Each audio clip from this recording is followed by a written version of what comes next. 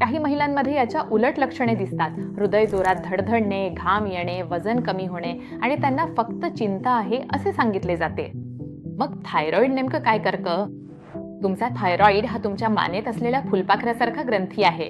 हा ग्रंथी अशा हॉर्मोन्सची निर्मिती करतो जे तुमच्या शरीरातील ऊर्जा पातळी, हृदय किती वेगाने धडधडते, तुम्ही किती लवकर कॅलरीज जाळता, तुमचा मेंदू कसा कार्य करतो हे नियंत्रित करतात. कधी कधी हे उलट दिशेनेही जाऊ शकतं. अतिसक्रिय थायरॉइड, जिथे तुमची प्रणाली वेगाने चालू लागते, धडधड, उष्णतेची सहनशीलता कमी होणे, हात थरथरणे, बेचैनीसारखी अस्वस्थता आणि वजन कमी होणे. म्हणूनच थायरॉइडच्या समस्या एका लक्षणानेच दिसून येत नाहीत, त्या एकाच वेळी अनेक लक्षणांमध्ये दिसून येतात. थायरॉइडला तुमच्या शरीराच्या स्पीड डायल सारखं समजा. खूप हळू किंवा खूप वेगाने चाललं तर आयुष्यातील अनेक गोष्टींवर परिणाम होतो.